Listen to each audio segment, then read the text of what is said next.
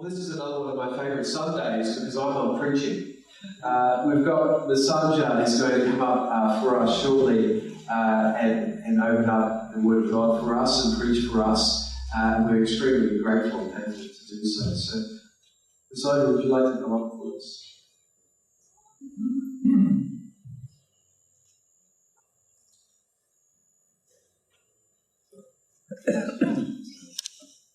Let us pray. Loving God, we thank you for ministry that we share in this parish. We give you thanks for Mishanja, and we pray that your word may be spoken through him, and your spirit may dwell richly within him and all of us here gathered this morning. We pray these things in the name of Jesus Christ, your Son, and our Lord. Amen. Good morning, friends. Good morning. It's really wonderful to see all these faces this morning. You know, I haven't been here preaching for a long time, but I enjoy when I have this opportunity to share God's word with you. It's beautiful.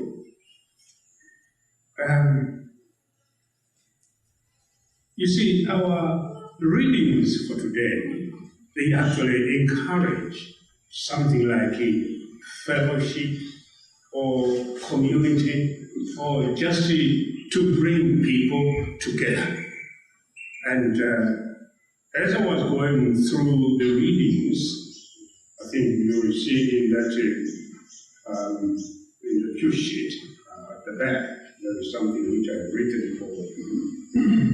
But however, when I was preparing myself, I looked through the gospel for today. And I discovered, I have preached on this gospel again in the same church here. And it's nice to preach on it again. But there is something that I want to just to remind each one of us this morning, that the Gospels, or let's say the whole Bible, didn't receive their present sort of segmentation, chapters and verses, right from the beginning. It was like big blocks put together by the writers of the Gospels, the writers of the epistles, and so on. Now, in this case, when I was going through this reading, I saw that it actually doesn't just stand by itself as the parable of the unjust with this steward. It actually is in a connection with the parables that come before it. And the parables that come before this one, we know them, probably most of us who read the Bible. The first one has to do with the man who lost his sheep. And so he went looking for the sheep, and he brought it, and there was joy. And Jesus interpreted that this joy is the same joy that is responded in heaven when one sinner comes to God. And the other parable has to do with the lady who had her coin, and one of the coins was lost. Now, when she found the coin, she was so happy. She invited all relatives and neighbors. They became jubilant, happy, because of that single coin. And that is also interpreted by Jesus as the reflection of what happens in heaven when a sinner comes to Jesus. And the other one, in the same chapter 15, is about the prodigal son, which we know it. And many of us, we enjoy just looking and going through it. But we forget one thing at the beginning. At the beginning of chapter 15, there was the reason why all these these parables were given.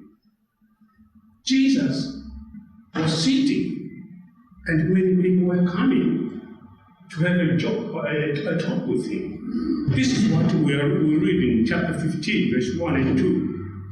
Now the tax collectors and sinners were all gathering around to hear Jesus. But the Pharisees and the teachers of the law muttered, "This man welcomes sinners and eats with them."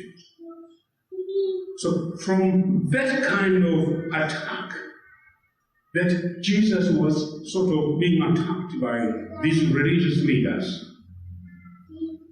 he unfolds these parables. You know, at heart, God wants fellowship with his people. He wants to have a time, a beautiful time, with men and women, and not only men and women, but with all our properties as well. And this is why Jesus, when he gives the first parable, goes to the man who lost a sheep. That is a property. The lady who lost a coin. That is a property. So everything that we as God's people have, God wants us to use it with him in the fellowship that he has started. And that fellowship, my friends, is actually a fellowship that is built on repentance. Coming to Jesus is not just an automatic thing. It is something which a person decides. I wonder what you are thinking about these old things that I'm saying, because they don't really reflect a lot in that gospel that we read this morning, but they do. Let me show you how they do. As I said, this is a big block. And in this block, there is the three parables, which start in chapter 15. And then they are followed by this parable, which after the segmentation of the Bible and the chapters and verses were put, this was put in chapter 16, which shouldn't have been there. It is just there because it is how things are now. But really, it belongs in that area. Now, what is in this section? Jesus has shown in the first three parables that there is joy in heaven. Now, in this last parable, Jesus is showing that something can block, can stop the joy which is intended by God for his people. And what is it? This is now, we are reading about this man, the manager. Now, this manager had stolen some money, or had squandered some money that belonged to his boss. And you see, as going into the fellowship of God, you need to actually say sorry. Sorry for what I've done. But the manager didn't say a word of being sorry.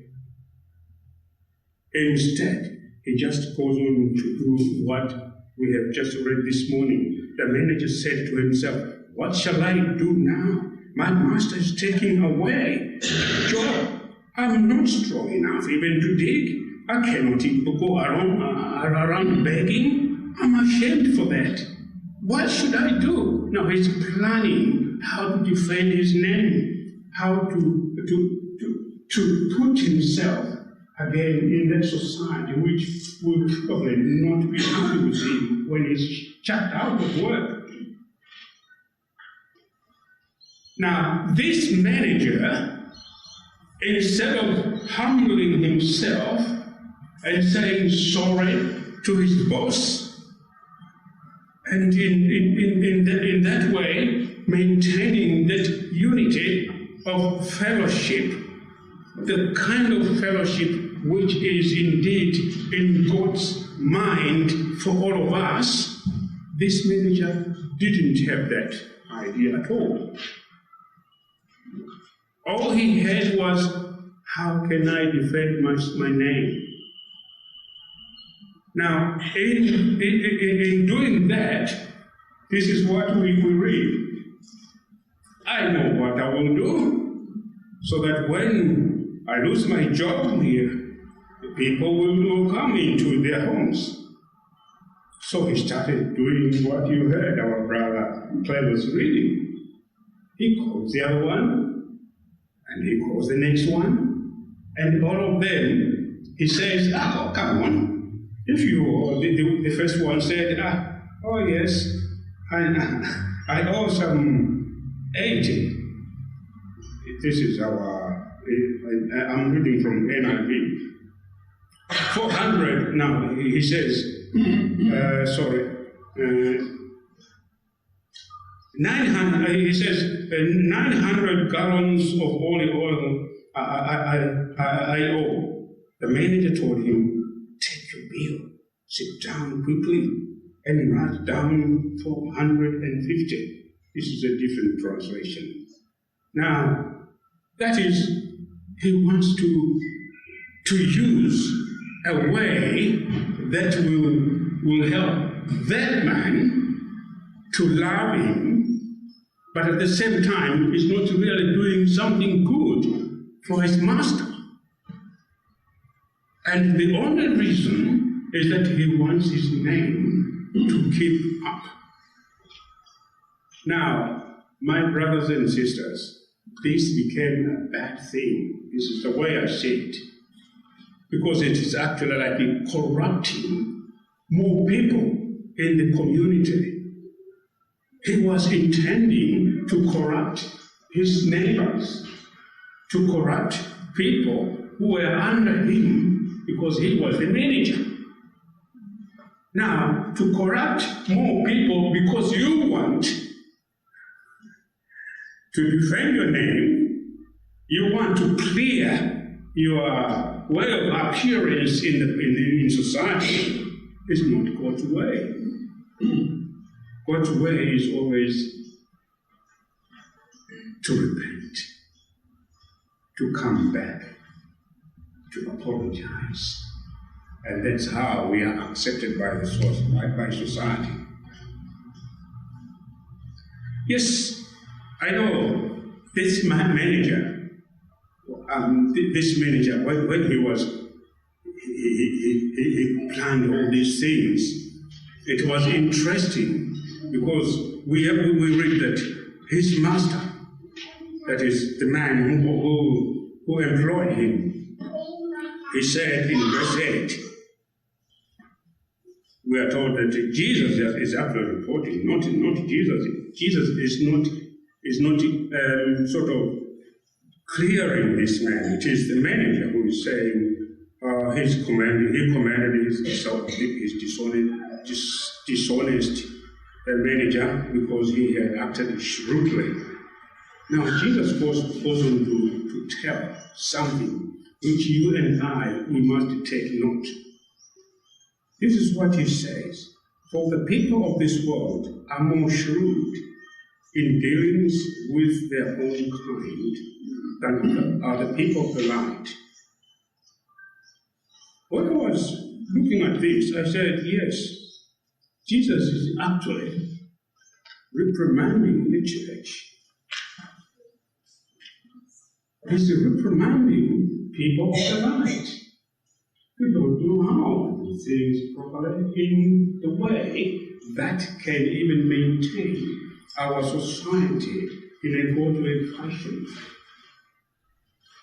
Jesus was actually showing us something, that there is something lacking.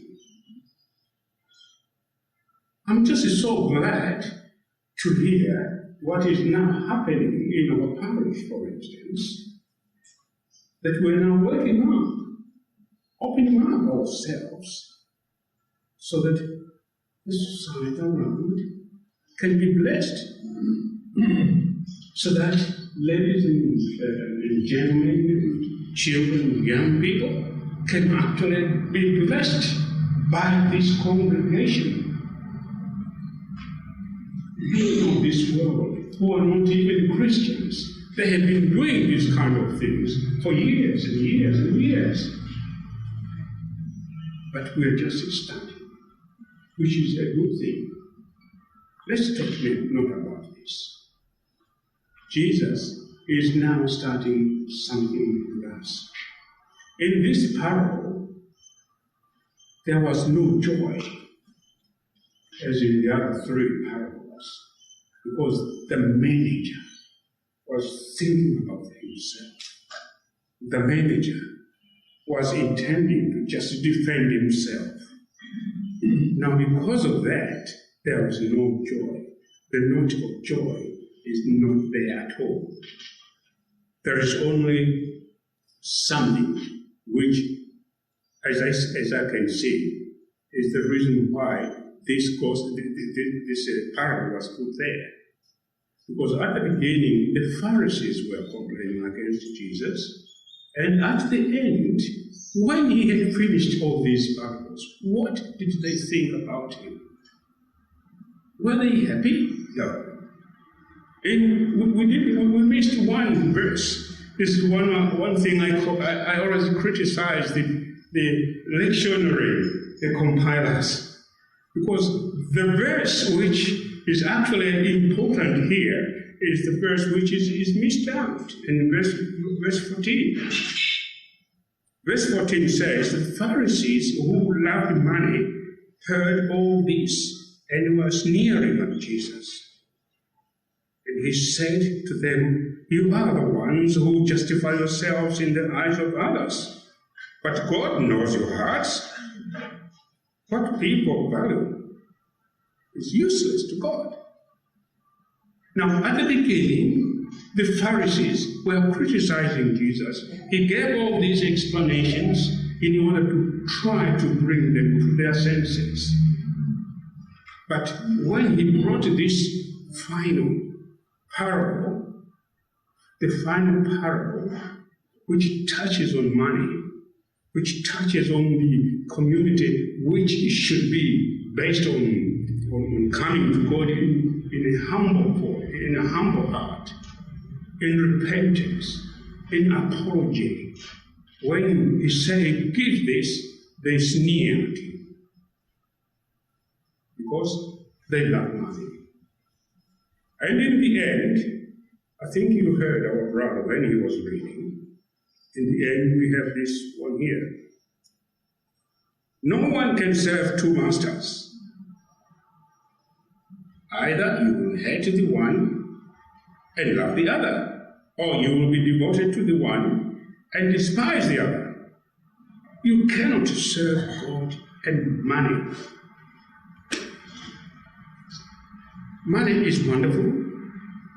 It's a beautiful tool. And it blesses people.